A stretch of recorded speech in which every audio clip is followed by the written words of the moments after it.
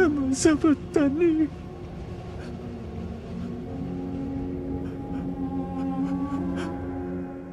प्रभु के नाम की स्तुति और महिमा हो।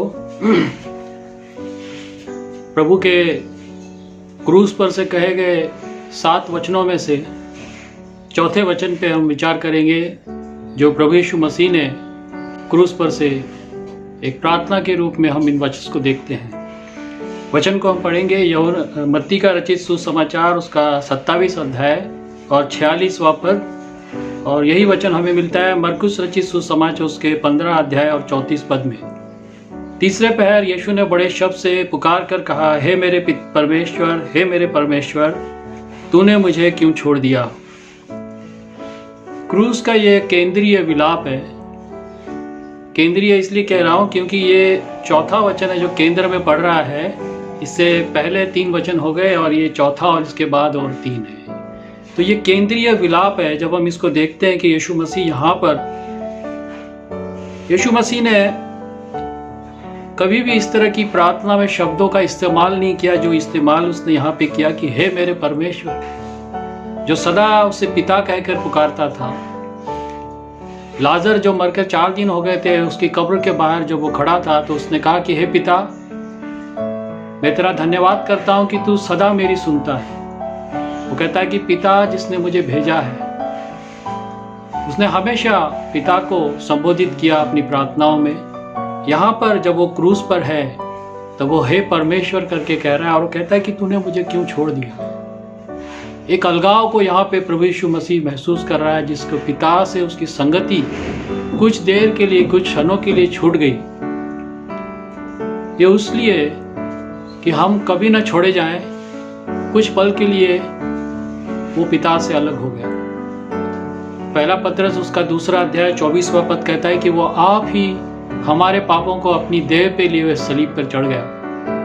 गलतियों उसका 3 अध्याय 13 में लिखा है कि वो हमारे लिए श्रापित हुआ।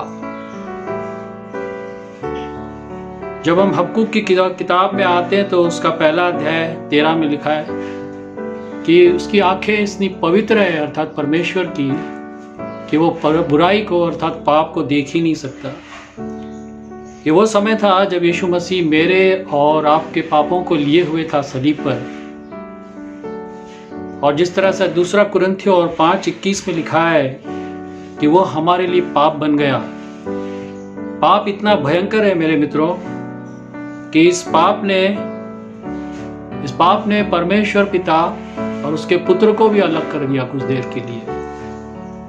जब उस पे पाप का न्याय हो रहा था, दंड हो रहा था, जिस तरह से हम रोमियो के खत में पढ़ते हैं उसके 8वें अध्याय और 3 में कि उसने शरीर में पाप पर दंड की आज्ञा दी। उसका जो शरीर था निर्दोष और निष्कलंक और पवित्र शरीर था, और वो हमारे पापों के लिए हुए था। जिस तरह इसी कारण पिता ने कुछ देर के लिए अपना मुख उससे फेर लिया था। वो हमारे लिए शापित हो गया कि हम आशीषित हो जाएं। वह हमारे लिए त्यागा गया कि हम ग्रहण कर लिए जाएं। इफिसियों का खत कहता है कि तुम तो निकाले गए प्रतिज्ञाओं के वारिस न थे और ईश्वर रहित थे। और 19वां पद कहता है इफिसियों 2:19 में कि अब तुम उसके घराने के हो गए, घर के हो गए। परमेश्वर ने हमें अपने घर का बना लिया अपने पुत्र के द्वारा, उसके उस पवित्र लहू के द्वारा। उस सलीब पर वो परमेश्वर से कुछ क्षणों के लिए वो जुदा हुआ था ताकि हम सदा उसके साथ रहें, उसके घर में रहें। वो हमें वापस से पिता की संगति में ले आने के लिए, वापस से पिता के साथ हमारा मेल कराने के लिए ले आया। इफिसियों का खत 2 अध्याय 14 में लिखा है कि वो हमारा मेल है। वो हमारा मेल वहां पे सलीब पर हुआ। यीशु मसीह कुछ देर के लिए त्यागा गया, लेकिन हम हमेशा के लिए ग्रहण किए गए। और इस तरह से परमेश्वर के घराने में हमारा प्रवेश होता है। किस महत्वपूर्ण कार्य को प्रभु यीशु मसीह ने वहां पे पूरा किया कि जो संगति हमारी पाप के कारण परमेश्वर पिता से टूट गई थी, वो संगति पुत्र ने हमें फिर से दिला दी उस सलीब के लिए, सलीब के ऊपर। ये सहभागिता जो थी, जो टूटी हुई सहभागिता थी, उसको फिर से जोड़ा। इसलिए 1 यूहन्ना उसका 1 अध्याय 3 पद कहता है कि हमारी ये सहभागिता पिता के साथ और उसके पुत्र यीशु के साथ है। वो सहभागिता में हमें ले आया, परमेश्वर पिता की सहभागिता में। रोमियो का खत उसका 9वां अध्याय 15 में लिखा है कि उसने हमें हे अब्बा हे कहने का अधिकार दिया। एक पापी मनुष्य कभी पिता परमेश्वर को पिता नहीं कह सकता, क्योंकि उसका उसके साथ कोई संबंध नहीं है। लेकिन उसने हमारी पाप की भरपाई उस सलीब पे कर दी और हमें ये अधिकार दिया कि हम उसे हे अब्बा और हे पिता कह के पुकारते हैं। और हमें ये सौभाग्य दिया, हमारे साथ उस सहभागिता फिर से उसने स्थापित की। मार्टिन लूथर ने एक बार कहा कि प्रभु यीशु मसीह के साथ एक काल कोठरी भी एक राज सिंहासन है, परंतु एक राज सिंहासन बिना मसीह के नरक है। तो हमारे लिए उसने वो स्वर्गीय सिंहासन और उसने हमारे लिए रास्ता खोल दिया।